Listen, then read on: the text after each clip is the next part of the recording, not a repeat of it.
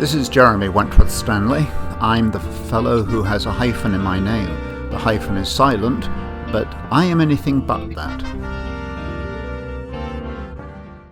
Respectonomics, now with the Living Asset series, continues with a life discussion on the art of giving compliments.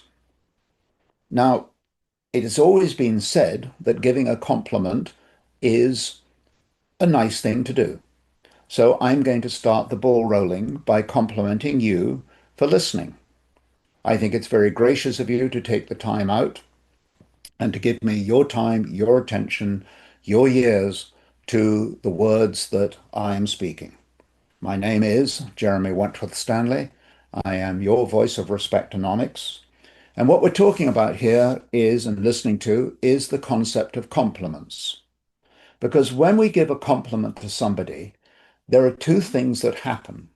And the first one is I need, and I'll talk about me, I need to notice what somebody has either done, is wearing, what they are thinking of doing, what they've achieved.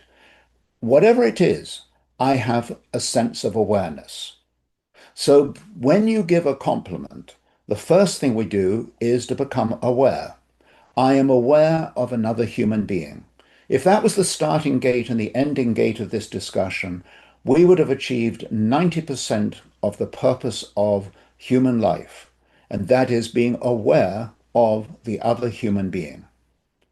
So let us therefore, in terms of what is the next step, that's a famous question. We can talk about anything we want, but if we don't know what the next step is, what we've talked about is for naught.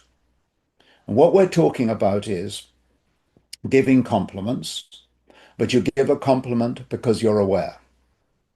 And our plea today is that we are going to become aware of other people. It might be even in your own family. It might be in your community. It might be in the nation. It might be the people you work with, for, around, up and down the hierarchy. But being aware of other people gives us the opportunity then to form an image that we can then complement.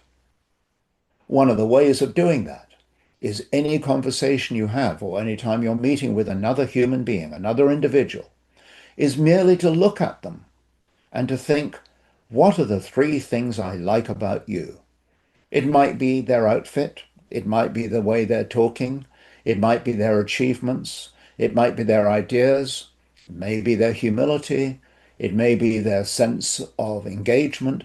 But whatever it is, when you start and I start complimenting somebody mentally, we in fact create a stronger relationship with that other human being. So even if you don't want to say it, thinking complimentarily is a valuable tool to bringing people together. In a world that seems to thrive on discord and separation, the idea of drawing closer to another human being strictly by being aware of the other human being and then being aware of the things that we like about them. But let's go one step further. When we compliment somebody and we say, for example, that's a beautiful outfit, or I really like the way you've expressed that, I like the way you wrote a piece in the newspaper last week, whatever it is that compliment you do, what in fact you're doing is enabling that person to like themselves better. Seems straightforward, doesn't it? Somebody says something nice to you, and you have that feeling, inside feeling, look, I am worth it. Yeah, this is good. But here's the extraordinary part of that. When you give that compliment and that person then likes themselves better, there's an equation. And that is that when they like themselves better, they like you better. So it seems fairly reasonable to be aware of other people, to think in terms of compliments, and to be able to express those compliments. They need to be sincere. If somebody's wearing a ghastly tie, it's a little goofy to say, that's a beautiful tie, unless you want it as a good joke. But the truth is, when you have this idea of complimenting other people and you look at people to see how you can compliment them, The end result is it's much easier and it's truthful, it's morally obvious that you will then say to that individual, that is a wonderful thought or a wonderful outfit, a wonderful achievement, because you mean it.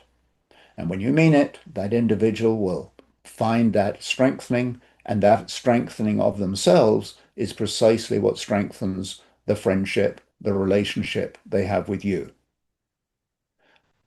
I think this business of passing compliments is also very important for another reason. The world is full of accusation and tear down. In the political orbit, all you basically ever see is the talons coming out and clawing people down. When somebody's achieved something, there's almost always that sense of, yes, but somebody else did it before them or somebody else something or other. It's very unusual for us to be able to give an unconditional compliment. But when we get into the habit of complimenting other people, we in fact find that those drawings, those attractions to tearing people apart or tearing people down, that becomes less and less.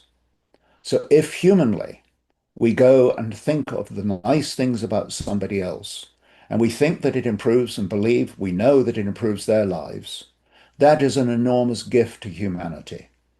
And if we're going to leave a legacy where people will say, he always had something or she always had something nice to say, what a wonderful ending to one's mortal coil. I rest my case.